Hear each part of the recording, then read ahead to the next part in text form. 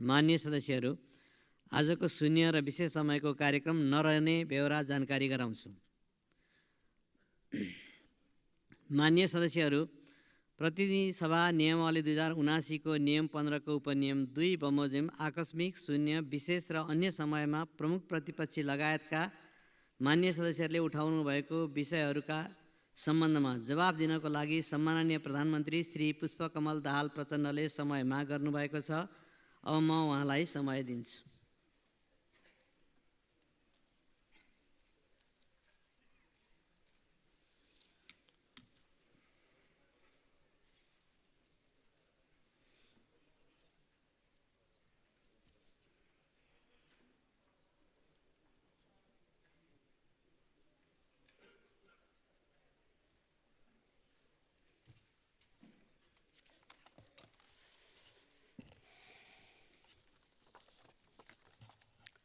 सम्मान्य सभामुख महोदय, म यहाँ प्रमुख प्रतिपक्षी दल नेपाली कांग्रेस लगायतका प्रतिपक्षी दलहरूले उठाउनु भएका प्रश्न र मागहरूको सन्दर्भमा जवाफ दिन यहाँ उपस्थित भएको छु।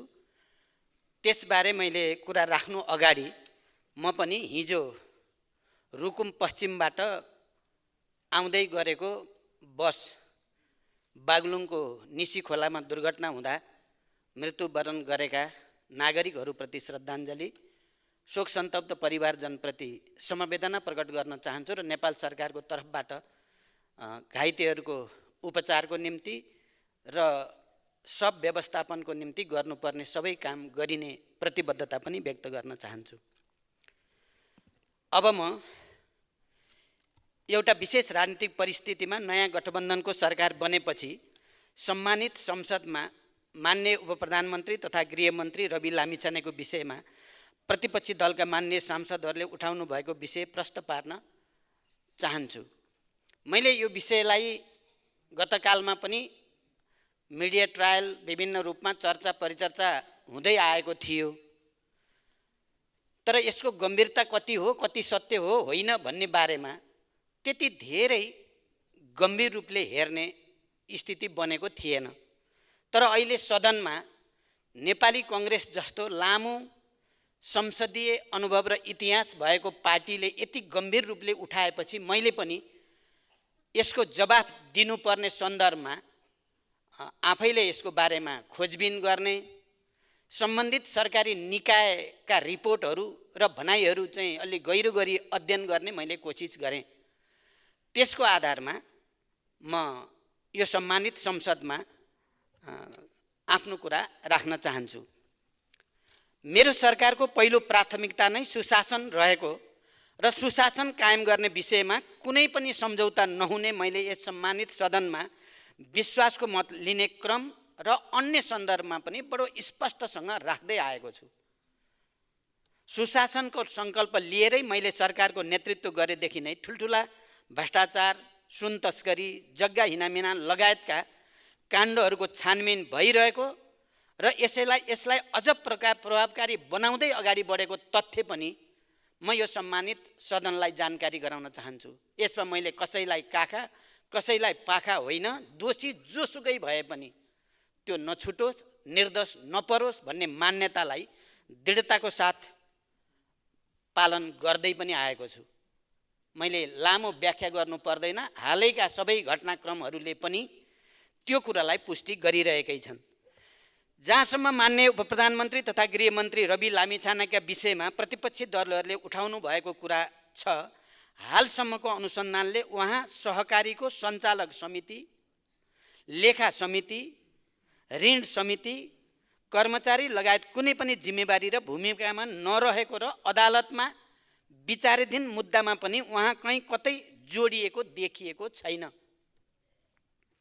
सूर्य दर्शन बचत तथा सहकारी संस्थाका 1000 भन्दा बढी बचतकर्ताले आफ्नो रकम हिनामिना गरेको भन्दै 2080 साउन 22 गते गरेको जाहेरी दरखास्तमा कसैको नाम किटिएको थिएन।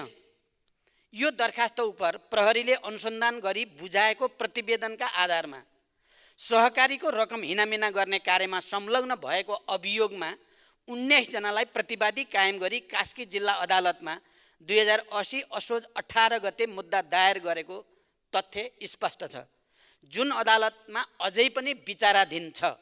ती 19 जना मध्ये 4 जना पक्राउ परेका छन् भने बाँकीको प्रहरीले खोजी गरिरहेको छ। मूल उजुरी परेको 6 महिनापछि माघ 16 गते कास्की जिल्ला प्रहरी कार्यालयमा पूरक जाहेरी दिइएको थियो, जसमा मान्य रवि लामिछाने समेत 18 व्यक्ति तथा कम्पनीलाई विपक्षी बनाई जाहेरी दिइएको थियो। मूल उजुरीपछि थप प्रमाणहरू भेटिएमा पूरक जाहेरी दिई अनुसन्धान गर्ने सकिने प्रावधान हुन्छ नै, तर उक्त जाहेरीमा उहाँ सहकारी हिनामिनामा संलग्न भएको कुनै आधार र प्रमाण केही पनि पेश गरिएको छैन। एक पटक अनुसन्धान सकिएर अदालतमा मुद्दा दायर भइसकेको मुद्दामा यस्तो आधार प्रमाण बिनाको जाहेरी पुनः दर्ता गर्न आवश्यक नै हुँदैन सामान्यतः। त्यसैले प्रहरीले कानुन बमोजिम नै उक्त जाहेरी छुट्टै दर्ता गर्न समेत उपयुक्त ठानेन र दर्ता गरेन। फेरि उहाँको नाममा प्रवाह भएको भनिएको ऋण फर्चुट भएको देखिन आएकोले उहाँको हकमा अनुसन्धान गर्नुपर्ने नदेखिएको भन्ने प्रहरीबाट ब्रिफिङ पनि प्रष्ट शब्दमा भएको थियो। यो विषय उहाँ सरकारमा आउनुभन्दा अगाडिको विषय हो। त्यति बेलाको सरकारमा त अहिलेका प्रतिपक्ष नेपाली कङ्ग्रेस स्वयं सहभागी हुनुहुन्थ्यो। त्यति बेलाको यो विषय हो। मान्य उपप्रधानमन्त्री तथा गृहमन्त्री रवि लामिछानेजीको पार्टी सरकारमा सहभागी हुने चर्चा चलेपछि, सरकारमा सहभागी भएपछि यो विषयलाई संसदको नियमित काम कारबाही प्रभावित हुने गरी उठाउनु कति जायज छ या छैन भन्ने विषय स्वयं प्रतिपक्षी दलका मान्य सदस्यहरूले बुझ्नुपर्ने विषय हो भन्ने मैले ठानेको छु। म फेरि पनि जोड दिएर भन्न चाहन्छु, सुशासन कायम गर्ने सवालमा म कुनै पनि सम्झौता गर्दिनँ। यसमा आफ्नो पार्टी र अरूको पार्टी भन्ने आग्रह र पूर्वाग्रह पनि मैले राखेको छैन र आउने दिनमा पनि कुनै हालतमा राख्ने छैन। यदि अनुसन्धानबाट केही कैफियत देखिएमा उहाँलाई कारबाही गर्ने कुरामा पनि कसैले रोक्न सक्ने छैन। यो कुरा पनि म प्रष्टसँग राख्न चाहन्छु। मुद्दा बुझाइसक्दासम्म उहाँको नाममा उजुरी निवेदन केही छैन। उजुरी पर्नासाथ राजीनामा दिने हो भने के हुन्छ? ठाडो उजुरी दर्ता हुनासाथ राजीनामा दिने सहमति हामी गर्न सक्छौँ त? होइन, गृहमन्त्रीबाट चाहिँ हटाऊ, मुद्दा प्रभावित हुन्छ भन्न खोज्नु भएको हो भने प्रभावित पार्नेले अर्को मन्त्रालयमा बसे पनि प्रभावित पार्ला, सरकारमा बसे मात्रै पनि प्रभाव पार्न सक्ला। त्यसैले यो विषयलाई राजनीतिकरण नगर्न म अनुरोध गर्न चाहन्छु। लामो संसदीय अभ्यासको अनुभव भएको नेपाली कङ्ग्रेस जस्तो पार्टीले यस्तो विषयलाई अनावश्यक राजनीतिकरण गर्नुभन्दा देशमा विद्यमान अन्य महत्त्वपूर्ण राजनीतिक विषयमा सदनलाई बहसमा ल्याउन म अपिल गर्न चाहन्छु। नेपाली कङ्ग्रेस लगायत प्रतिपक्ष दलका मान्य सदस्यहरूलाई यो विषयमा मैले यति प्रतिबद्धता व्यक्त गरिसकेपछि अब सदन सुचारू गर्न सहयोग गर्नुहुनेछ भन्ने विश्वास पनि म व्यक्त गर्न चाहन्छु। धन्यवाद। मान्य सदस्यहरू, अब प्रतिनिधि सभा नियमावली 2079 को परिच्छेद 9 बमोजिम प्रधानमन्त्रीसँग प्रत्यक्ष प्रश्नोत्तरको लागि सोही नियमावलीको नियम 58 बमोजिम सम्माननीय प्रधानमन्त्रीसँग प्रश्न गर्न 13 जना मान्य सदस्यहरूबाट प्रश्न प्राप्त भएको बेहोरा जानकारी गराउँछु। यस परिच्छेद बमोजिम प्रधानमन्त्रीसँग प्रत्यक्ष प्रश्नोत्तरमा स्पष्टीकरण सोध्ने व्यवस्था नरहेको पनि जानकारी गराउन चाहन्छु। मान्य सदस्यहरू, अब प्रधानमन्त्रीसँग प्रत्यक्ष प्रश्नोत्तर कार्यक्रम प्रारम्भ हुन्छ। सर्वप्रथम प्रश्नकर्ता मान्य श्री गोकुल प्रसाद बाँसकोटालाई सम्माननीय प्रधानमन्त्रीसँग प्रश्न सोध्न अनुमति दिन्छु। सम्माननीय सभामुख महोदय, म सभामुख महोदय मार्फत सम्माननीय प्रधानमन्त्रीज्यूलाई प्रश्न गर्न चाहन्छु। मध्य पहाडी पुष्पलाल लोकमार्ग पहाडी जनजीवनको लाइफलाइनको रूपमा रहेको छ, तर यो लामो भयो। त्यसकारणले यसको पुनर्रेखाङ्कन गरी दूरी छोट्याउनका लागि सुरुङ र भायाडक्ट प्रविधिको समेत प्रयोग गरी आउँदो 5 वर्षभित्र डबल लेनमा यसलाई विस्तार गर्ने योजना सरकारको छ कि छैन, सम्भव छ कि छैन, सरकारको प्रतिबद्धता चाहन्छु। साथै आज ब्रेन ड्रेन नेपाली युवाहरूको भइरहेको छ र पढ्नका निम्ति अरबौँ बाहिर गइरहेको छ। अरू देशहरूले ब्रेन गेन गरिरहेको अवस्थामा नेपाली युवा विद्यार्थीहरूलाई आफ्नो देशप्रति विश्वास दिलाउने उद्देश्यसहितले चिनिया राष्ट्रपति सी जिनपिङ आउँदादेखि चर्चामा रहेको Madan Bhandari science and technology university बनाउने कुरा कहाँ पुग्यो? पाँचखाल नगरपालिका काभ्रे जिल्लाको 13,700 रोपनी जमिन त्यो युनिभर्सिटीको नाममा त्यहाँका जनताले सहयोग गरेर निःशुल्क नै उपलब्ध गराएका छन्। अब यो कहिले बन्छ? यसको टेन्डर पनि एकपल्ट भएको थियो, त्यो भएन। त्यसैले यो बन्छ वा बन्दैन, निर्माण कार्य कहिले सुरु हुन्छ, म यो भन्न चाहन्छु। सँगसँगै प्रधानमन्त्रीज्यू आफैले धेरैपल्ट भन्नुभएको छ जलविद्युतमा फड्को मार्ने। त्यसो हो भने यो काभ्रे, रामेछाप, सिन्धुपाल्चोक जिल्लामै त्यो एउटा स्थानीय र क्षेत्रीय तहमा गेम चेन्जर रहेको सुनकोशी तेस्रो परियोजना जुन बङ्गलादेशसितको सहकार्यमा गर्ने भनिएको छ, त्यसको निर्माण कार्य कहाँ पुगेको छ र त्यसलाई तीव्रता दिन सरकारको योजना के कस्तो छ? एउटा तितो र यथार्थ पनि राख्न चाहन्छु सँगसँगै प्रश्नमा। केपी ओली सरकार हुँदा काभ्रे जिल्लाको भुम्लु गाउँपालिकाको 7 र 8 नम्बर वडाका जनताले नापीको समस्याका कारणले वर्षौँदेखि 31 सालदेखि 50 वर्ष भयो आफ्नो कमाई आएको जग्गा नापीको कारणले मात्रै पूर्जा पाउन सकेका छैनन्। त्यहाँ कार्यालय राखिएको थियो र आजसम्म छैन। न उनीहरूले औषधि उपचार गर्न पाउँछन्, न बैङ्कमा राख्न पाउँछन्। यो समस्या त्यो कार्यालय उठाउने काम पनि अघिल्लो सरकारले गर्यो। अब यो के हुन्छ र कार्यालय किन उठाएको, त्यहाँका जनताले कहिले आफ्नो जमिनको पूर्जा पाउँछन्? धन्यवाद। प्रधानमन्त्रीज्यूको जवाब चाहन्छु। अब सम्माननीय प्रधानमन्त्री श्री पुष्पकमल दाहाल प्रचण्डलाई उक्त प्रश्नको जवाब दिन अनुमति दिन्छु। सभामुख महोदय, मान्यज्यूले मध्य पहाडी लोकमार्ग, मदन भण्डारी विश्वविद्यालय, सुनकोशी तेस्रो जलविद्युत परियोजना र जनताले जग्गा धनी प्रमाणपत्र नपाएको विषयमा जिज्ञासा राख्नु भएको छ। पूर्वमा 5 थरको चिवा भन्ज्याङदेखि पश्चिममा बैतडीको झोलाघाटसम्म मध्य पहाडी भूभागलाई यातायात सञ्जालमा जोडी आर्थिक, सामाजिक, सांस्कृतिक, पर्यटकीय, कृषि, ऊर्जा, शैक्षिक लगायत समग्र क्षेत्रको विकास गर्ने मूल रणनीतिक उद्देश्यले मेरो पहिलो प्रधानमन्त्रीत्वको कार्यकालमा 2065 साल फागुन 26 गते मध्य पहाडी लोकमार्ग निर्माणको रेखाङ्कन गरिएको थियो। मध्य पहाडी राजमार्गको कुल लम्बाइ 1879 किलोमिटर मध्ये हालसम्म 1259 किलोमिटर सडक डेडिकेटेड डबल लेनमा स्तरोन्नति भइसकेको छ भने 137वटा पुल मध्ये 33वटा पुल निर्माण सम्पन्न भइसकेको छ। राजमार्गका कतिपय स्थानमा सुरुङ तथा अग्ला पुलहरू निर्माण गरी राजमार्गलाई छोटो र सुरक्षित बनाउने विषय नेपाल सरकारको उच्च प्राथमिकतामा रहेको छ। निर्माण सम्पन्न भइसकेपछि आवश्यक र सम्भव भएका बाँकी स्थानमा डेडिकेटेड डबल लेनमा स्तरोन्नति गरिनेछ। मदन भण्डारी विज्ञान तथा प्रविधि विश्वविद्यालयको 2टा भवन मकवानपुरको चितलाङमा निर्माण भएको र पाँचखाल नगरपालिकामा विश्वविद्यालय अनुदान आयोगको सिफारिस समेतका आधारमा मित्र राष्ट्र चीन सरकारको सहयोगमा संरचना निर्माणका लागि प्रक्रिया अघि बढाइसकिएको जानकारी मान्य सदस्यलाई गराउन चाहन्छु। सुनकोशी तेस्रो जलविद्युत आयोजना संयुक्त रूपमा कार्यान्वयनका लागि नेपालका तर्फबाट नेपाल विद्युत प्राधिकरण तथा बङ्गलादेशका तर्फबाट बङ्गलादेश पावर डेभलपमेन्ट बोर्डलाई लाइन एजेन्सी तोकिएको छ। दुई देशबीचको सचिव स्तरीय बैठकको निर्णय अनुसार संयुक्त लगानीको कम्पनी स्थापना गर्ने प्रक्रिया अघि बढिसकेको छ। आयोजनाको अध्ययन प्रतिवेदन, डिजाइन तथा ड्रइङ सम्बन्धी कागजातहरू बङ्गलादेश पक्षलाई उपलब्ध गराइएको छ। काभ्रे जिल्लाको भुम्लु गाउँपालिकाको वडा नम्बर 7 र 8 का जनताले नापीको समस्याका कारणले 50 वर्षदेखि जग्गा धनी प्रमाणपत्र पाउन नसकेको विषयमा म जानकार छु। त्यस क्षेत्रमा 2032-33 सालतिर नापी हुँदा फिल्ड बुकमा 90% सम्म दर्ता भइसक्दा पनि सीमाना विवाद लगायतका कारणले स्थानीयबाट विरोध हुँदा प्रमाणपत्र दिने काम हुन सकेको थिएन।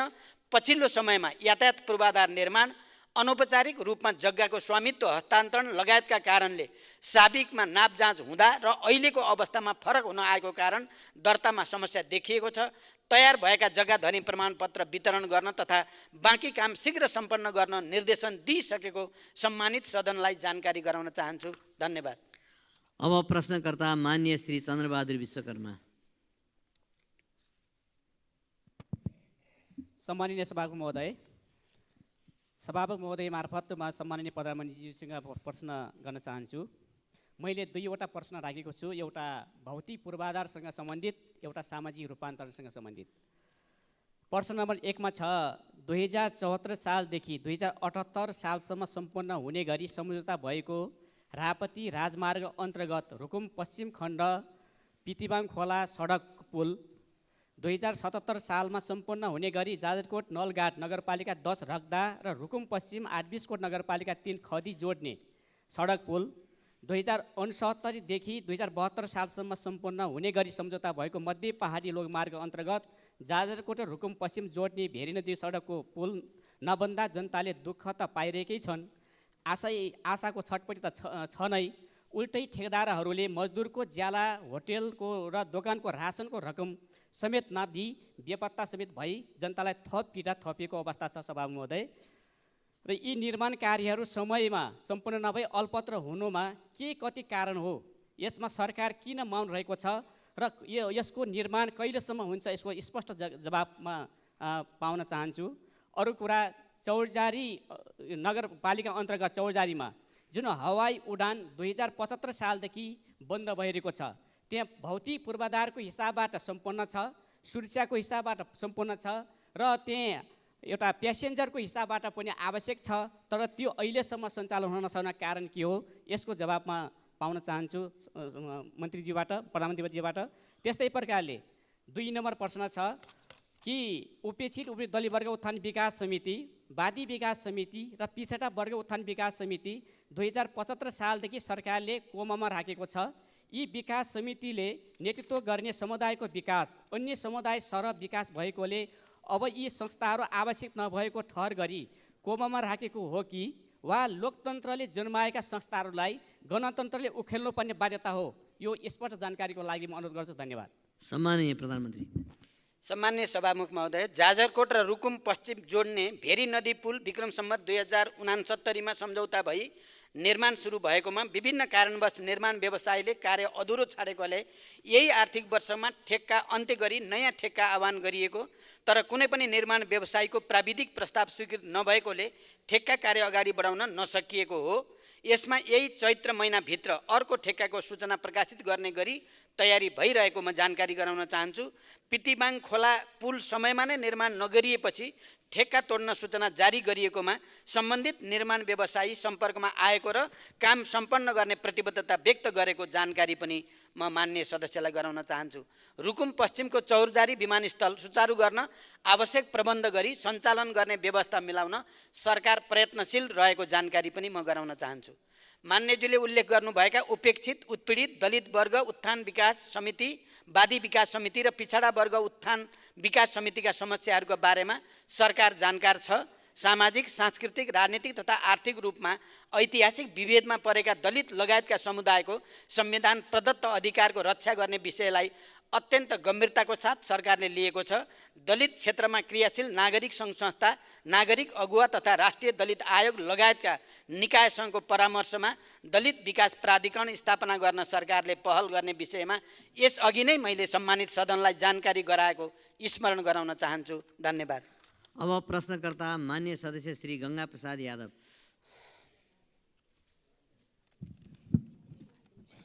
सम्मान्य सभामुख महोदय मार्फत पुनर्गठित मन्त्री परिषदका प्रधानमन्त्रीज्यू लगायत प्रधानमन्त्रीज्यू, मन्त्रीज्यूहरूमा सबभन्दा पहिले सफलताको शुभकामना व्यक्त गर्न चाहन्छु। साथसाथै सभामुखज्यू मार्फत सम्मान्य प्रधानमन्त्रीज्यूलाई मेरा यी 2 प्रश्नहरू रहेका छन्। पहिलो प्रश्न, राष्ट्रपति चुरे संरक्षण कार्यक्रमको बजेट कटौतीका कारण तराई मधेस मरुभूमिमा परिणत भइरहेको छ। तराई मधेसलाई मरुभूमिकरणबाट जोगाउन आगामी योजना के छ? तराई मधेस समृद्धि कार्यक्रम तथा सघन सहरी कार्यक्रममा रकम घटाइएको छ होला कि सडक लगायत तराई मधेस विकासका आयोजनाहरूमा बजेट कटौती गरी तराई मधेसको विकासमा सरकार उदासीन देखिएको हो?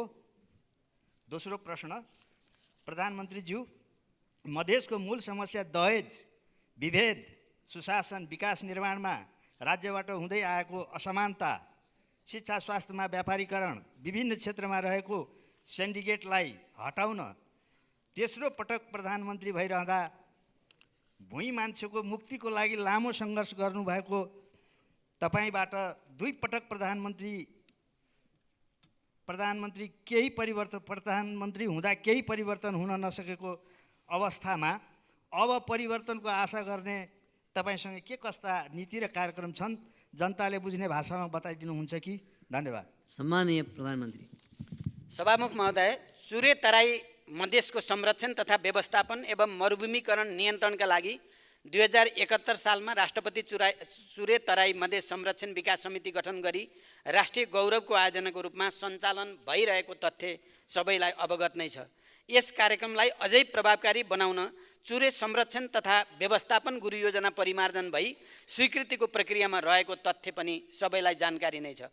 आवश्यकता र प्राथमिकताको आधारमा तिनै तहका सरकारका चालु आर्थिक वर्षको बजेट नघट्ने गरी सम्बोधन गर्न नीतिगत व्यवस्था गरिएको जानकारी पनि म यस सम्मानित सदनलाई गराउन चाहन्छु। यसका साथै चुरे क्षेत्रको संरक्षण र व्यवस्थापनमा जलवायु वित्त परिचालन गरी सञ्चालन भइरहेको चुरे उत्थानशीलता आयोजनालाई अझै सशक्त बनाइनेछ। चुरे क्षेत्रमा 1 करोड बाँस रोपणका लागि अन्तर्राष्ट्रिय विकास साझेदारसँग समन्वय गरी विस्तृत प्रस्ताव तयारीको चरणमा छ। चुरे तराई मधेस क्षेत्रको संरक्षण मार्फत तराई मधेसको मरुभूमिकरण हुनबाट रोक्न चुरेको माथिल्लो तटीय क्षेत्रमा संरक्षण गतिविधिलाई प्राथमिकता दिने गरी कार्य भइरहेको छ। चुरे क्षेत्रबाट गिटी बालुवाको उत्खननलाई व्यवस्थित गर्न एवं चुरे संरक्षणका लागि एकीकृत ऐन तर्जुमा गर्न मन्त्री परिषदबाट सैद्धान्तिक सहमति प्रदान भइसकेको कुरा पनि म जानकारी गराउन चाहन्छु। काठमाडौँ तराई मधेस द्रुत मार्ग प्रमुख प्राथमिकताका साथ निर्माण भइरहेको मान्य सदस्यहरूलाई अवगत नै छ। भौतिक पूर्वाधार तथा यातायात मन्त्रालय अन्तर्गत तराई मधेसको विकासका लागि नेपाल भारत सीमा वारपार रेल, पूर्व पश्चिम राजमार्गदेखि सीमा सहरहरूसम्म 6 लेन सडक निर्माण, पूर्व पश्चिम र उत्तर दक्षिण तथा हुलाकी राजमार्ग लगायतका विकास आयोजनाहरू सञ्चालन भइरहेका छन्। हुलाकी राजमार्गको निर्माणमा स्रोत साधनको अभाव हुन नदिई यस राजमार्गको बाँकी पुल तथा सडक खण्डको निर्माण सम्पन्न गर्न सरकार प्रतिबद्ध छ। मधेसका जनताले भोग्नु परेका समस्याका बारेमा सरकार गम्भीर छ। सरकारले मधेसका जनतालाई सामाजिक न्यायको प्रत्याभूति दिन मिटर ब्याज लगायतका सामन्ती शोषणका कैयौँ जालोहरू भत्काउँदै गएको यहाँहरूलाई अवगत नै छ। दहेज, सामाजिक विभेद लगायतका कैयौँ शोषणका स्वरूपहरू अन्त्य गरी मधेसी जनतालाई न्याय दिन, शिक्षा स्वास्थ्यमा पहुँच कायम गर्न तथा रोजगारी र जीविकोपार्जन सुनिश्चित गर्न सरकार प्रतिबद्ध रहेको छ। आगामी नीति कार्यक्रम तथा बजेटमा यी विषयहरूलाई प्राथमिकताका साथ सम्बोधन गरिने जानकारी पनि दिन चाहन्छु। धन्यवाद। अब प्रश्नकर्ता माननीय सदस्य श्री चन्दा कार्की भण्डारी।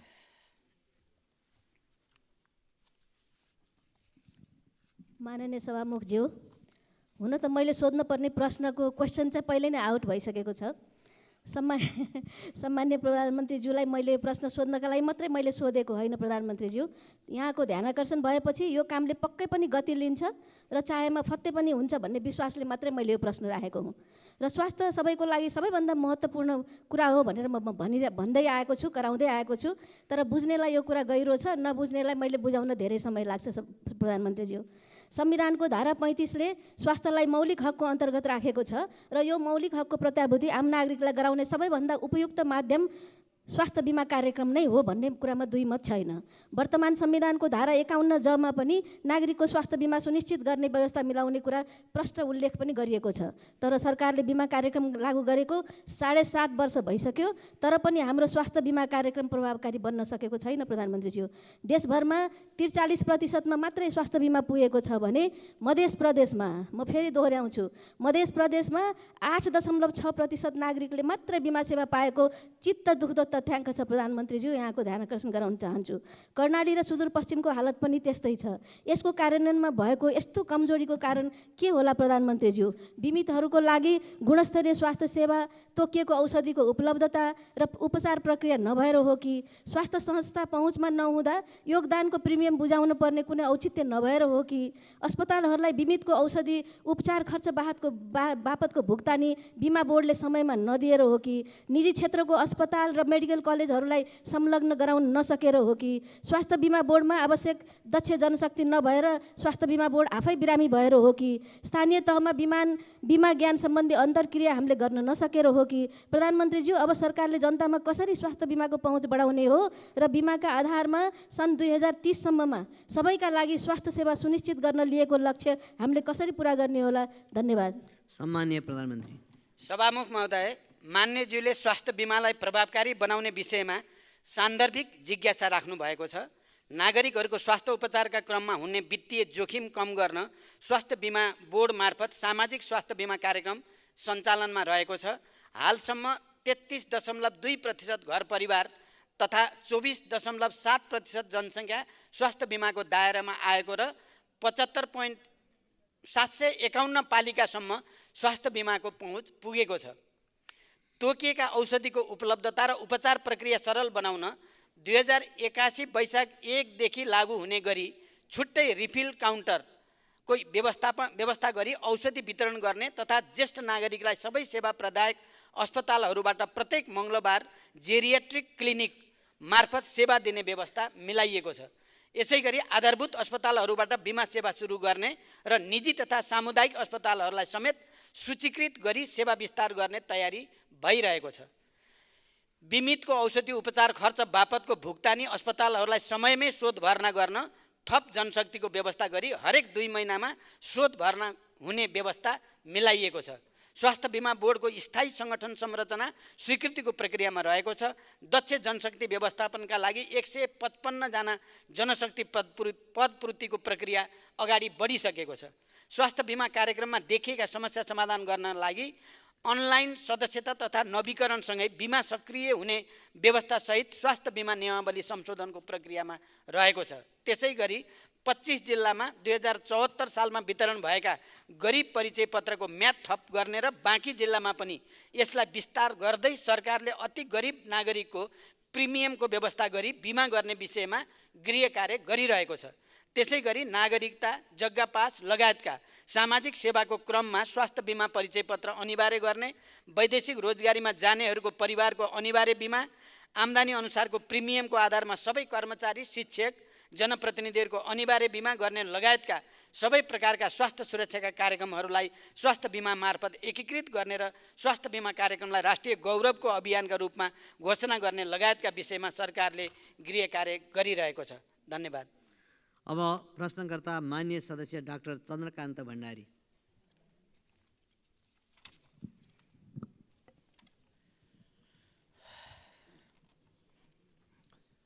सम्मानीय सभामुख महोदय, सभामुखजी मार्फत सम्मानीय प्रधानमन्त्रीज्यूलाई म केही प्रश्नहरू राख्न चाहन्छु, साथै जिज्ञासा पनि। सम्मानीय प्रधानमन्त्रीज्यू, देशमा आमूल परिवर्तन गरी नयाँ नेपाल बनाउने अभियानका साथ पिछा 2051 सालदेखि देशमा तपाईले नेतृत्व गरेको नयाँ नेपालको अभियानमा त्यो द्वन्द्वमा धेरै मानिसहरूले ज्यान गुमाए, अङ्गभङ्ग भए। यसैलाई आधार मानेर हामीले संविधान बनायौँ। संविधान मात्र होइन, हामीले द्वन्द्वको व्यवस्थापन गऱ्यौँ। त्यो व्यवस्थापन विश्वको उदाहरण पनि बनेको छ। त्यो अभियानले मुलुकलाई आमूल परिवर्तन गर्नुपर्ने हो, आर्थिक सामाजिक रूपले। र तपाईलाई जनताले धेरै आशा पनि गरेका थिए। तर आज अझ बढी गरिबी, अरू बढी अराजकता, अरू बढी कुशासन, अरू बढी आर्थिक अनुशासनहीनता बढिरहेको छ। भ्रष्टाचारको त हामी कुरै नगरौँ, जुन कुरा मैले हिजो पनि बोलेको छु। तपाईको अनुभवमा यसको समाधानको उपाय के होला? देशमा देखेका परेका यस्ता तमाम समस्याहरू समाधान गर्न तपाईको कार्ययोजना के छ? दोस्रो, नेपालमा वर्षमा झन्डै 50-60 हजार व्यक्तिहरू जलनबाट पीडित हुने गरेका छन्। जलनको उपचार अत्यन्त खर्चिलो र पीडादायक हुन्छ। नेपालमा यसको उपचारको लागि आधुनिक अस्पतालको अभाव मात्र होइन, छैन। गरिबीका कारण विदेशमा उपचार गराउन नसक्ने कयौँ व्यक्तिहरूले मृत्युवरण गर्नु परेको छ। जलनको उपचारका लागि अस्पताल निर्माण गर्न नेपाल सरकारले 2079 फाउनमा निर्णय पनि गरेको थियो। यसको लागि हामीसित जग्गा पनि छ, हामीसित पैसा पनि छ नेपाल ट्रस्टमा, जसको कानुनी व्यवस्था गरिएको छ। तसर्थ हालसम्म कार्यान्वयन हुन सकेको छैन। यो निर्णयलाई कार्यान्वयन गर्न जलन अस्पताल निर्माणका लागि कहिले प्रधानमन्त्रीबाट शिलान्यास हुन सक्छ, यो जानकारी चाहन्छौँ। साथै प्रधानमन्त्रीजी, म ध्यान आकर्षण गराउन चाहन्छु, निर्वाचन क्षेत्र सडकहरू छन् हाम्रा छन् जो अहिले पिचको निम्ति तयार भएर बसेका छन्। यदि हामीले अहिले बजेटहरू छुट्याउ 15-20 करोड छुट्यायो भने हामी काम गर्न सक्छौँ, होइन भने सरकारको अरबौँ लस हुन सक्छ। यसपट्टि म ध्यान आकर्षण गर्न चाहन्छु। धन्यवाद। सम्माननीय प्रधानमन्त्री। सभामुख महोदय, मान्यज्यूले अत्यन्त संवेदनशील र महत्त्वपूर्ण प्रश्न गर्नुभएको छ। मैले यस सम्मानित सदन समक्ष विश्वासको मत लिने क्रममा समेत यसबारेमा आफ्ना धारणाहरू राखिसकेको छु। मेरो नेतृत्वको सरकारको मुख्य कार्यभार र प्राथमिकता नै सामाजिक न्यायको प्रत्याभूति गर्दै सुशासन कायम गर्ने र समृद्ध नेपालको निर्माण गर्ने र संविधानले परिकल्पना गरे अनुसार समाजवाद उन्मुख व्यवस्था निर्माणको आधार तयार पार्ने नै हो। हालसम्म प्राप्त उपलब्धिहरूको रक्षा गरेर मात्र संविधानले परिकल्पना गरे अनुरूप लक्ष्य पूरा गर्न सकिन्छ भन्ने मेरो धारणा छ। तर अहिलेकै परम्परागत कार्यशैली, परम्परागत सोच, चिन्तन र प्रणालीबाट हामीले सोचे अनुरूप लक्ष्य हासिल हुन नसक्नेमा पनि म पुनः जोड दिन चाहन्छु। यही मुख्य राजनीतिक तथा वैचारिक आधारमा सरकारको नेतृत्व लिएदेखि नै सुशासन कायम गर्न सरकार हरदम प्रयासरत छ। इतिहासमा नै ठुला ठुला भ्रष्टाचारका काण्डहरू अनुसन्धान भएका छन्। सुशासनको नयाँ र ऐतिहासिक मानकहरू स्थापित हुँदै गएका छन्।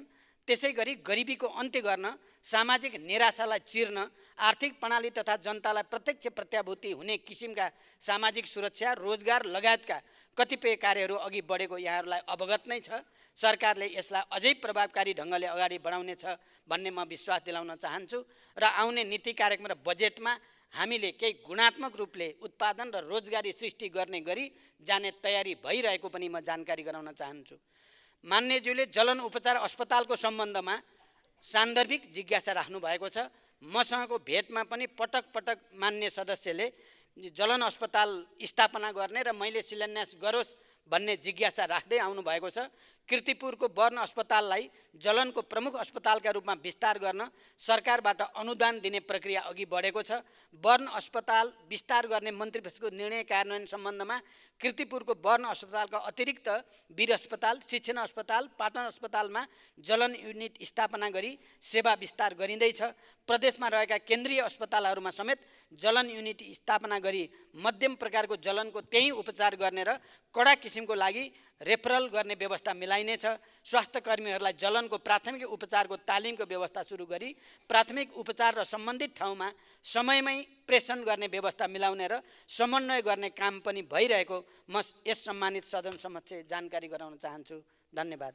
अब प्रश्नकर्ता मान्य सदस्य श्री चन्दा चौधरी। सम्मानीय सभामुख मार्फत सम्मानीय प्रधानमन्त्रीजीलाई मेरो प्रश्न। सम्मानीय सभामुख महोदय, सन् 2016 चिनिया एक्जिम ब्याङ्कसँग 22 अर्ब ऋण लिएर बनाइएको पोखरा अन्तर्राष्ट्रिय विमानस्थलको अहिलेसम्म ऋण 28 अर्बभन्दा बढी पुगिसकेको छ।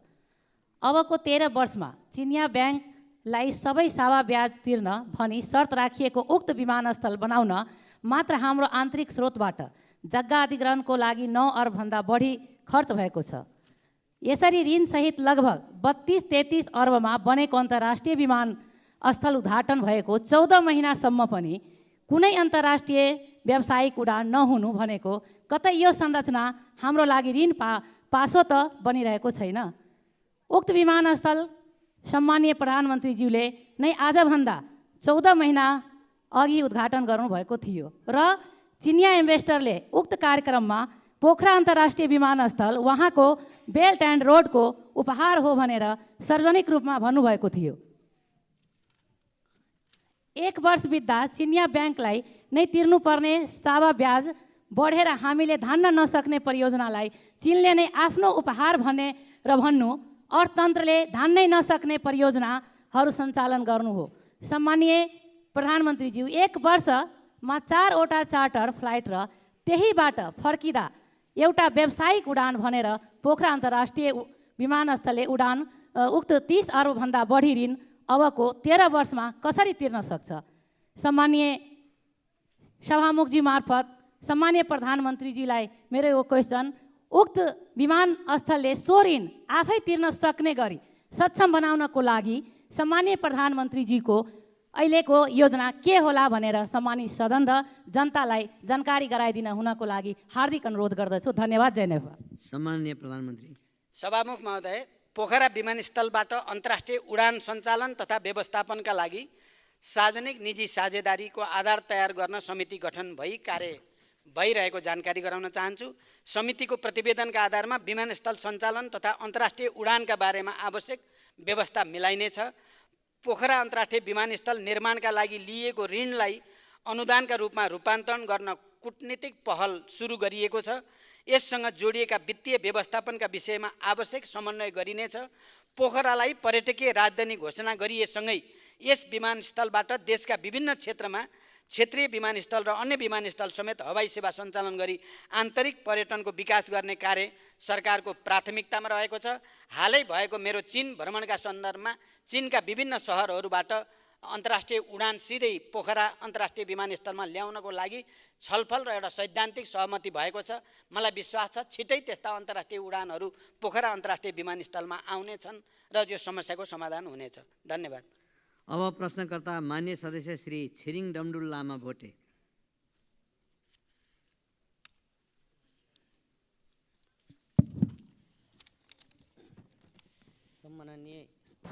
सम्माननीय सभामुख महोदय मार्फत सम्माननीय प्रधानमन्त्रीज्यूलाई मेरो जिज्ञासा छ। 21औं शताब्दीमा पनि नेपाली राजनीतिमा अब यहाँ परिवर्तन पटक परिवर्तन हुँदा पनि हालसम्म हिमाली जिल्ला हुम्लालाई राष्ट्रिय सडक सञ्जाल र राष्ट्रिय प्रसारण लाइनसम्म नजोडिनु विडम्बना हो। अब हुम्लामा सडक र विद्युत कहिले जोडिन्छ? 2, कर्णाली कोरिडोर अन्तर्गत खुलालु हिल्सा सलिसल्ला खण्डको रु 4 अरब 53 करोड बहुवर्षीय ठेक्का पहिलेको अर्थमन्त्रीज्यूले सहमति दिनु भएन, के कारणले हो कि अब नयाँ सरकार र नयाँ अर्थमन्त्रीज्यूले यो गौरवको योजनालाई सहमति दिन्छ कि दिँदैनन्? दिए भने कति समय लाग्छ? अब साथै यो मृत्यु मार्गमा परिचित कर्णाली कोरिडोरलाई जीवन मार्गमा कहिले बदल्छ? हुम्लाको विकास, सिङ्गो हिमाली क्षेत्रको विकास गणतन्त्र नेपालको प्रथम प्रधानमन्त्री र हाल तेस्रो पटकसम्म देशको नेतृत्व भएको बेला हाम्रो पालामा र राम्रो विकास नगरे कसले गर्छ? कहिले हुन्छ? अब के अबको बजेटमा हिमाली क्षेत्रलाई, हुम्लालाई लगायत सबै दुर्गम जिल्लालाई समान बजेट वितरण गर्छ? हुम्लालाई सडक, विद्युत, स्वास्थ्य र शिक्षाको पहुँच केन्द्र सरकार काठमाडौँ सरकारसँग कहिलेसम्म जोडिन्छ? सम्माननीय प्रधानमन्त्रीज्यूलाई मेरो जिज्ञासा यही छ। धन्यवाद। सम्माननीय प्रधानमन्त्री। सभामुख महोदय, हुम्ला जिल्लाको सदरमुकाम सिमीकोटलाई चालु आर्थिक वर्षभित्रै राष्ट्रिय सडक सञ्जालसँग जोड्ने गरी नेपाली सेना र सडक विभाग अन्तर्गत काम भइरहेको जानकारी म गराउन चाहन्छु। कर्णाली कोरिडोर र कर्णाली राजमार्ग समेतको सडकको अवस्था सुधार गर्न आवश्यक बजेट व्यवस्था गरिएको छ। कर्णाली कोरिडोरतर्फ सिमीकोटमा र पिलीचौरमा 2वटा योजना कार्यालय स्थापना गरी काम अगाडि बढिरहेको छ। कर्णाली राजमार्गतर्फ सडक डिभिजन सुर्खेत र जुम्लाबाट काम भइरहेको छ। खुलालु सल्लिसल्ला खण्डको सुधारका लागि बहुवर्षीय योजना ठेक्का गरिने र आगामी आर्थिक वर्षको बजेटमा समेत कर्णाली कोरिडोरलाई उच्च प्राथमिकतामा राखिने जानकारी पनि म मान्य सदस्यलाई गराउन चाहन्छु। कर्णाली प्रदेशका डोल्पा, जुम्ला, मुगु तथा हुम्ला जिल्लामा विद्युतीकरण विस्तारका लागि गत आर्थिक वर्षमा नै ठेक्का व्यवस्था भएको र डिजाइन ड्रइङ स्वीकृति भइसकेको छ। जुम्ला सदरमुकामसम्म 33 केबी प्रसारण लाइन विस्तार भएको र जुम्लाबाट मुगु सदरमुकाम तथा मुगु सदरमुकामबाट हुम्ला जिल्ला सदरमुकाम तथा अन्य स्थानमा समेत विद्युतीकरण गर्न ठेक्का सम्झौता गरिएको छ। निर्माण व्यवसायीबाट आगामी 2 वर्षभित्र 33 केबी क्षमताको प्रसारण लाइन निर्माण सम्पन्न गरी विद्युतीकरण विस्तार गर्ने योजना रहेको बेहोरा समेत म यस सम्मानित सदनलाई जानकारी गराउन चाहन्छु। हुम्ला लगायत पूर्वाधारका दृष्टिले पछाडि परेका कर्णालीका जिल्लाहरूको समग्र पूर्वाधार तथा सामाजिक विकासको विषय सरकारको उच्च प्राथमिकतामा रहेको छ। मान्य सदस्यहरूलाई थाहै छ, मेरो हालै सम्पन्न चीन भ्रमणका सन्दर्भमा हुम्लाको सदरमुकामलाई जोड्ने गरी हिल्सा सिमीकोट सडकको बारेमा एउटा सहमति भएको छ। चीन सरकारले त्यसमा अनुदान सहयोग गर्ने सहमति भइसकेको जानकारी पनि म गराउन चाहन्छु। धन्यवाद। अब प्रश्नकर्ता मान्य सदस्य श्री जनार्दन शर्मा। सम्मान्य सभामुख महोदय मार्फत सम्मान्य प्रधानमन्त्रीलाई म प्रश्न गर्न चाहन्छु। सङ्घीय लोकतान्त्रिक गणतन्त्रको ऐतिहासिक उपलब्धिहरूलाई समाप्त पार्ने आवाजहरू उठिरहेको सन्दर्भ छ। यस्तो अवस्थामा सरकारले संविधान कार्यान्वयन गरी सङ्घीयतालाई प्रभावकारी बनाउन पहल गर्न आवश्यक छ। सङ्घीयतालाई प्रभावकारी बनाउन कानुनहरू निर्माण गर्नमा ढिलाइ भइरहेको छ। यो अवस्थालाई अन्त गरी सङ्घीयता कार्यान्वयनका लागि महत्त्वपूर्ण ऐनहरू निर्माण गरी प्रदेश र स्थानीय तहलाई प्रभावकारी बनाउन आवश्यक छ। यस सन्दर्भमा सरकारले निर्णय गरी कार्यान्वयन गर्न सक्ने कतिपय कामहरू पनि ढिला हुन गइरहेको छ। यस सन्दर्भमा जस्तो प्रदेश प्रहरी समायोजनको कामबारे आलटाल भइरहेको समायोजन कहिले हुन्छ भनेर म सोध्न चाहन्छु। त्यसै गरी अर्को कुरा, यो नेपाल एउटा विभिन्न खालको जोखिममा रहेको छ र भूकम्पको ठुलो जोखिममा छ। जाजरकोटको रामीडाँडा बजाङ डोटीमा गएको भूकम्पले गरेको क्षतिको पुनर्निर्माण गर्न बजेटको व्यवस्था गरी कामहरू कुन मितिबाट प्रारम्भ गरिनेछ भन्ने कुरा प्रश्न पारिदिनु भएमा आभारी हुने थिएँ। धन्यवाद। सम्मान्य प्रधानमन्त्री। सभामुख महोदय, सङ्घीयता कार्यान्वयन गर्न आवश्यक ऐन निर्माणका लागि राष्ट्रिय सभाको विधान समिति र सङ्घीयता कार्यान्वयन अध्ययन तथा अनुगमन संसदीय विशेष समितिले दिएको सुझाव कार्यान्वयन गर्ने विषय सरकारले उच्च प्राथमिकतामा राखेको छ। यस अनुरूप निजामती कर्मचारीसँग सम्बन्धित ऐन लगायत कतिपय ऐनहरू मस्यौदा तयार भई सम्मानित सदनमा प्रवेश भइसकेका छन् र कतिपय मस्यौदाको चरणमा रहेका छन्। लामो समयदेखि प्रतीक्षा गरिएको सङ्घीय निजामती ऐन सदनमा दर्ता भइ नै सकेको छ। नेपाल प्रहरीको सञ्चालन र व्यवस्थापनलाई समयानुकूल बनाउन र प्रहरी समायोजनलाई व्यवस्थित गर्न नेपाल प्रहरी ऐन 2012लाई प्रतिस्थापन गर्ने विधेयक, प्रहरी समायोजन ऐन 2076लाई संशोधन गर्ने विधेयक र नेपाल प्रहरी र प्रदेश प्रहरी कार्य सञ्चालन सुपरिवेक्षण र समन्वय ऐन 2006लाई संशोधन गर्ने विधेयक संसदको यसै अधिवेशनमा पेश गर्ने गरी तयार भइरहेको छ। सम्मानित सदनबाट कानुन पारित भए लगत्तै प्रहरी समायोजनको काम तुरन्त अगाडि बढाइने गरी समायोजनको तयारी भइरहेको छ। जाजरकोट बजाङ डोटीमा भूकम्प पछिको पुनर्निर्माणका सन्दर्भमा विपद प्रभावित निजी आवास प्रबलीकरण पुनर्निर्माण तथा पुनर्स्थापना अनुदान कार्यविधि 2080का आधारमा भूकम्पबाट क्षतिग्रस्त संरचनाको पुनर्निर्माणको कार्यलाई दिने विषय सरकारको उच्च प्राथमिकता छ र यो कार्य शीघ्र प्रारम्भ गरिने जानकारी पनि म मान्य सदस्यलाई गराउन चाहन्छु। धन्यवाद। अब प्रश्नकर्ता मान्य सदस्य श्री छविलाल विश्वकर्मा।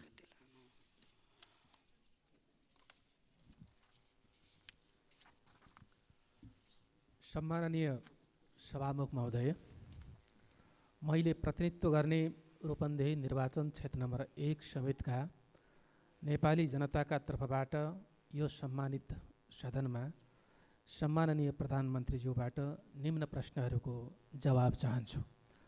आज पनि यो देशमा लाखौँ लाख जनता भूमिहीन, सुकुम्बासी र अव्यवस्थित बसोबासी छन्। देशको संविधानले मौलिक हकमा नै यिनको अधिकारलाई सुनिश्चित गरेको छ।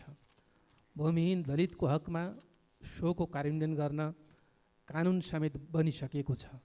कानुनमा 3 वर्षभित्र जग्गा उपलब्ध गराउने भनिएको छ।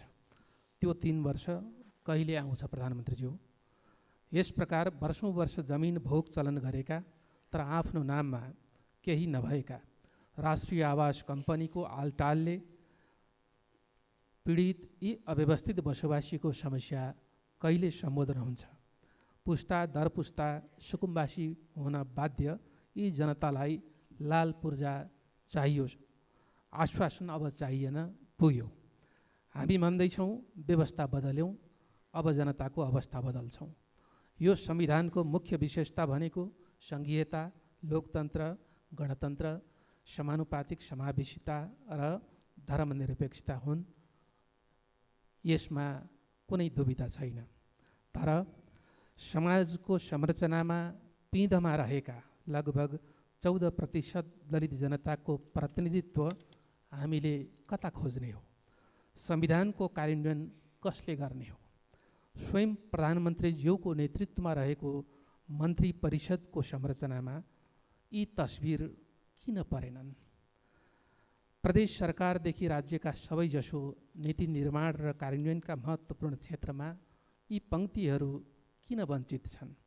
देशको संविधान उल्लङ्घन गर्ने अधिकार सम्माननीयज्यूलाई कसले दियो? हरेक पाइला पाइलामा जातपात र छुवाछुतको भेदभावले अन्यायमा पारिएका, हेपिएका तर आफ्नो कला, सिप र श्रमले सिङ्गो समाजको सेवा गर्दै आएका यी दलित जनताले मानव मर्यादा कहिले पाउँछन्? परम्परागत कला र सिपले प्रोत्साहन कहिले पाउँछ? जवाब चाहियो।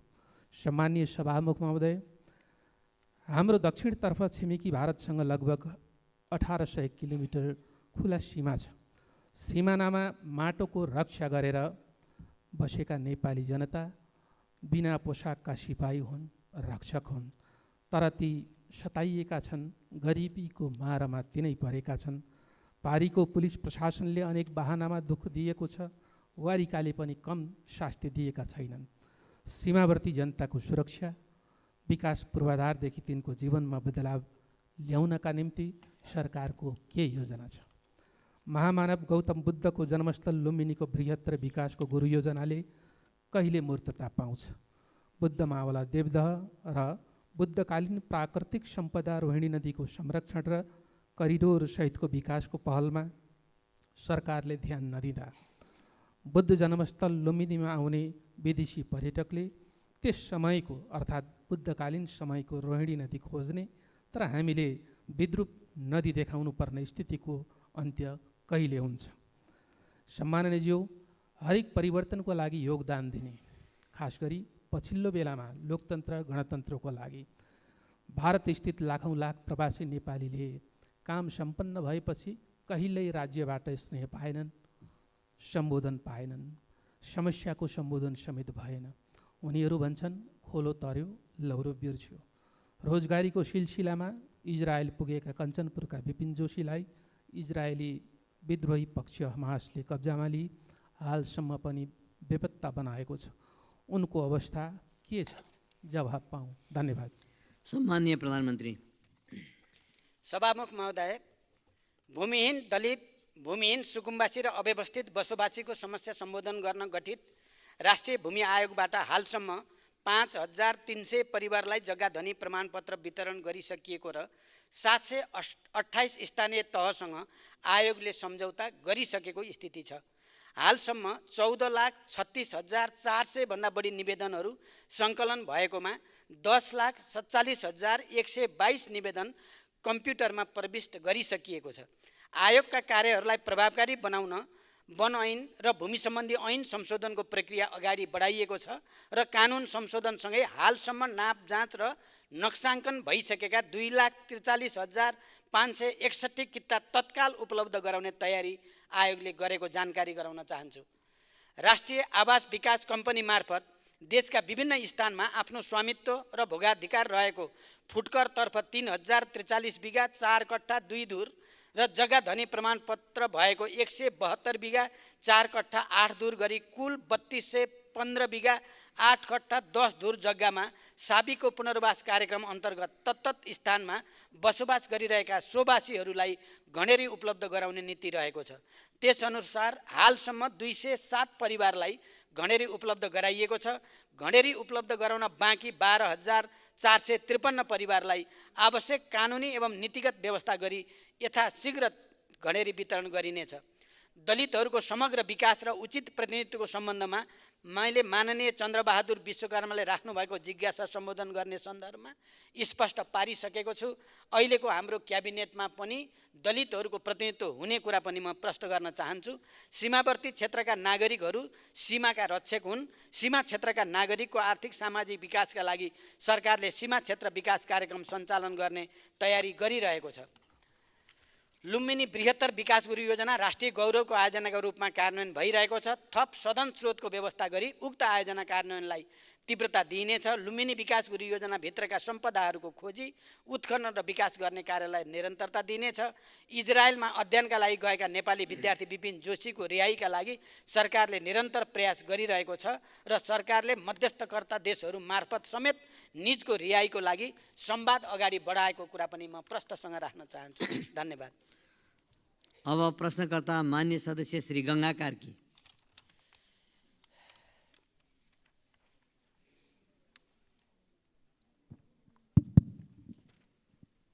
सम्माननीय सभामुखज्यू, सभामुख मार्फत सम्माननीय प्रधानमन्त्रीज्यूलाई मेरा प्रश्न यस प्रकार छन्।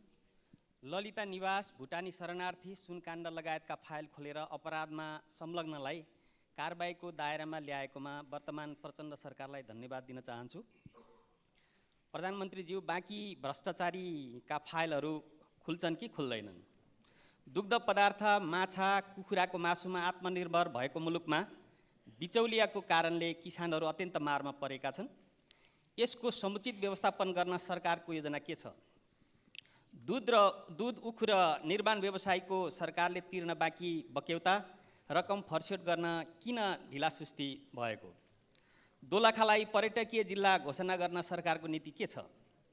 दोलखाको खरिढुङ्गा स्थित म्याग्नेसाइट उद्योग कहिलेदेखि सञ्चालन हुन्छ? के दोलखाको फलाक नाका खोल्ने कुरा यो वर्षको नीति तथा कार्यक्रममा पर्छ? तामाकोसी तेस्रो हाइड्रो पावर जलसायुक्त बन्नुपर्छ, नत्र बन्न दिँदैनौँ भन्ने कुरामा दोलखालीहरू एकमत छन्। सरकारको योजना के छ? धन्यवाद। सम्माननीय प्रधानमन्त्री। सभामुख महोदय, भ्रष्टाचारको छानबिनको सम्बन्धमा मैले यसअघि नै माननीय चन्द्रकान्त भण्डारीको प्रश्नको जवाफ दिने क्रममा सरकारको धारणा राखिसकेको छु। मेरो नेतृत्वको सरकार गठन भएदेखि नै सरकारले भ्रष्टाचार विरुद्ध शून्य सहनशीलताको नीति लिँदै आएको छ र यो नीति निरन्तर जारी रहनेछ। मिटर ब्याज, भुटानी शरणार्थी, सुन तस्करी, सरकारी जग्गा हिनामेना लगायत जुनसुकै विषय वा क्षेत्रका अपराधिक क्रियाकलापको निष्पक्ष र तथ्यपरक अनुसन्धान तथा छानबिन गरी यस्ता कार्यमा संलग्न व्यक्ति वा समूहलाई कानुनी कारबाहीको दायरामा ल्याउन सरकार दृढ छ। भ्रष्टाचार नियन्त्रण गर्न आवश्यक नीतिगत, कानुनी तथा संस्थागत सुधार गर्ने विषय सरकारको उच्च प्राथमिकतामा रहेको छ। नेपाली कृषकहरूको निरन्तरको प्रयासबाट दूध, माछा र कुखुराको मासु उत्पादनमा देश आत्मनिर्भरताको नजिक पुगेको स्थिति छ। यसलाई स्थायित्व दिन सरकार निरन्तर प्रयत्नशील छ। दूध, माछा र कुखुराको मासुको मूल्य श्रृङ्खलालाई कृषकमुखी बनाउन उद्योगसँग खरिद सम्झौता एवं बाई ब्याक ग्यारेन्टी गरी साझेदारीमा उत्पादन, सङ्कलन, प्रशोधन, भण्डारण तथा बजारीकरणका कार्यक्रमहरू केन्द्रित गरिएका छन्। उखु किसानहरूले प्रोत्साहन अनुदान बापत पाउने गत वर्षको 1 अरब 32 करोड रुपियाँ भुक्तानी गरिसकिएको छ। आर्थिक वर्ष 71-72 को कञ्चनपुर र कपिलवस्तु जिल्लाका उखु किसानको पुरानो बक्यौता सम्बन्धित उद्योगबाटै भुक्तानी गराउन सरकारले समन्वय गरिरहेको छ। किसानलाई तत्काल दूधको मूल्य भुक्तानी गर्न नेपाल सरकारबाट दुग्ध विकास संस्थानलाई 30 करोड ऋणको व्यवस्था गरिएको छ। साथै अन्य उद्योगहरूका लागि आफ्नो उत्पादनलाई धितोमा राखी ब्याङ्क मार्फत ऋण प्रवाह गर्न सहजीकरण गरिएको छ।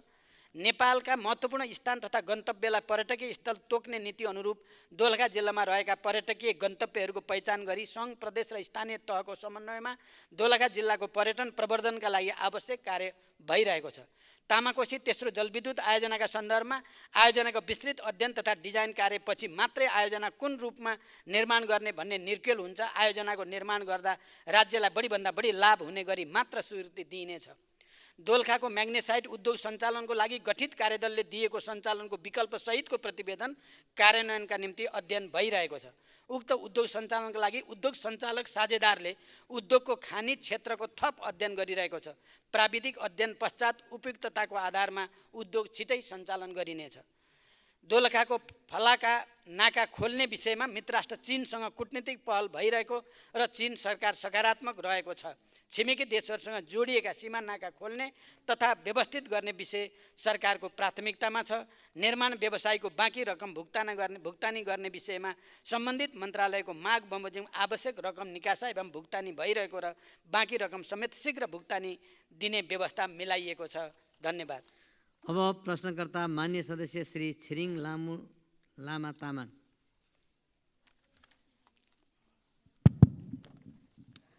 सम्माननीय सभामुख महोदय, सभामुख मार्फत मेरो सम्माननीय प्रधानमन्त्रीज्यूलाई प्रश्न यस प्रकार छ।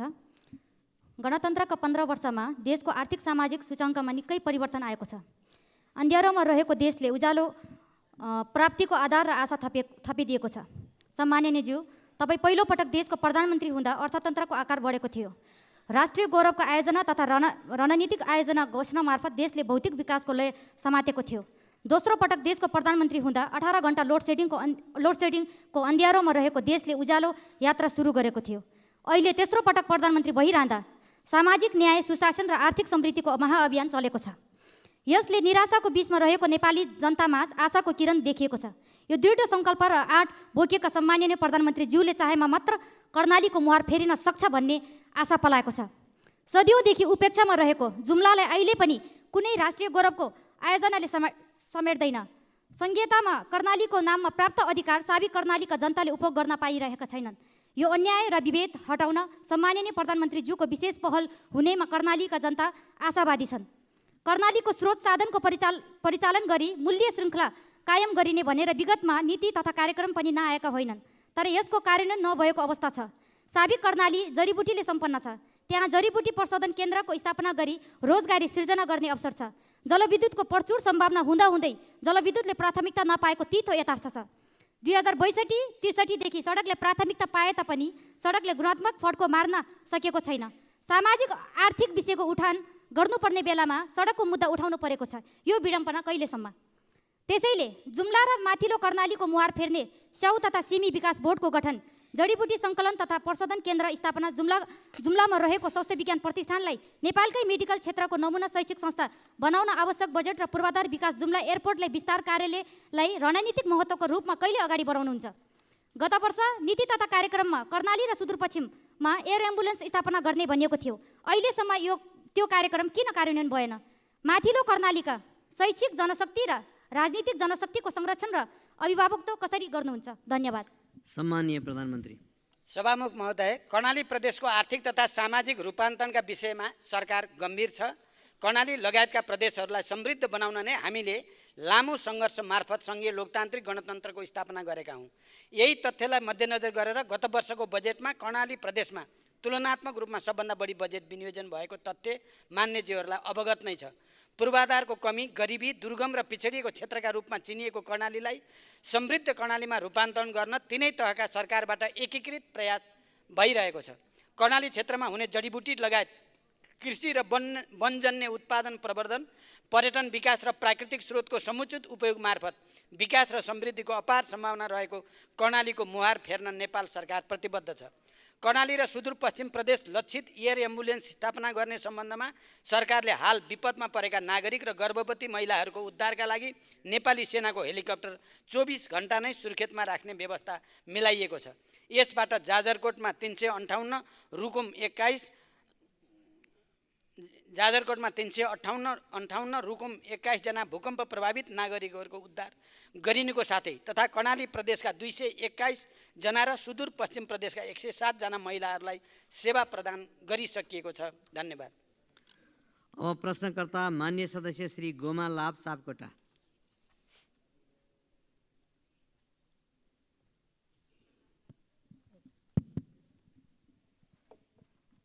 सामान्य सभामुख महोदय, सामान्य सभामुखको ज्यूको अनुमतिले सम्माननीय प्रधानमन्त्रीज्यूसँग मेरो प्रश्न रहेको छ।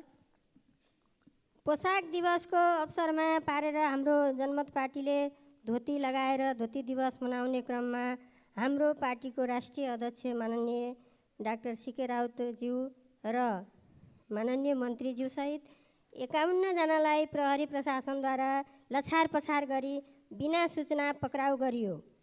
त्यस्तै मध्य प्रदेशको सप्तरी जिल्लामा कृषि विश्वविद्यालयको उद्घाटन कार्यक्रममा माननीय प्रदेश शिक्षा मन्त्री, माननीय सांसदहरूको टाउको फुटाइयो।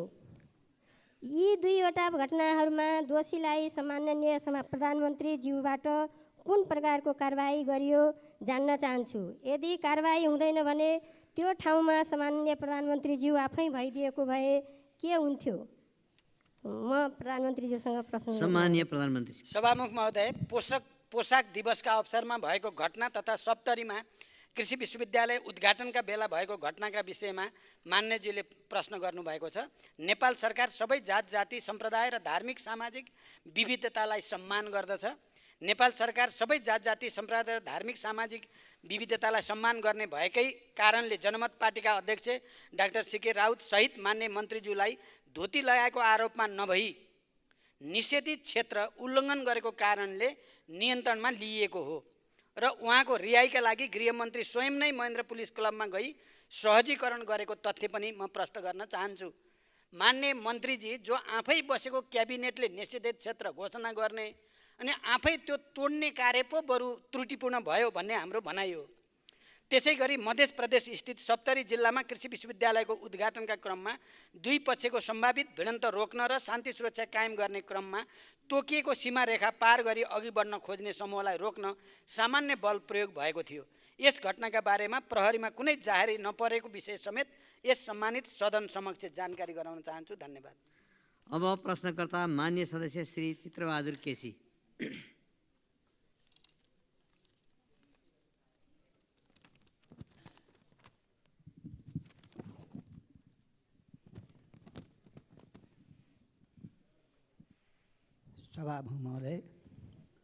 सभामुख महोदय मार्फत सम्मानीय प्रधानमन्त्रीलाई मैले छोटो प्रश्न गर्न चाहन्छु। धेरै लामा प्रश्न भूमिका म बाँधेर उहाँको समय खेर हाल्दिनँ। सम्मानीय प्रधानमन्त्रीज्यू, बागलुङबाट गलकोट सेवा केन्द्र लैजाने प्रतिबद्धता जनाउनु भएकोमा हालसम्म किन कार्यान्वयन भएन? यति हो मेरो प्रश्न। सम्मानीय प्रधानमन्त्रीज्यू। सभामुख महोदय, मान्य चित्रबहादुर केसीजीले पक्कै मलाई पटक पटक बागलुङबाट गलकोट सेवा केन्द्र लैजाने बारे राख्नु भएको छ र मैले त्यसको प्रतिबद्धता पनि व्यक्त गरेको छु। बागलुङ जिल्लाको गलकोटमा इलाका प्रशासन कार्यालय नै स्थापना गर्ने विषयमा सरकारले आवश्यक तयारी गरिरहेको विषयमा मान्य सदस्य र यस सम्मानित सदनलाई जानकारी गराउन चाहन्छु। धन्यवाद। मान्य सदस्यहरू, आजको लागि निर्धारण गरिएको प्रधानमन्त्रीसँग प्रत्यक्ष प्रश्नोत्तर सम्बन्धी कार्यक्रम यही समाप्त हुन्छ। सम्मानीय प्रधानमन्त्रीलाई आफ्नो आसन ग्रहण गर्न अनुरोध गर्दछु।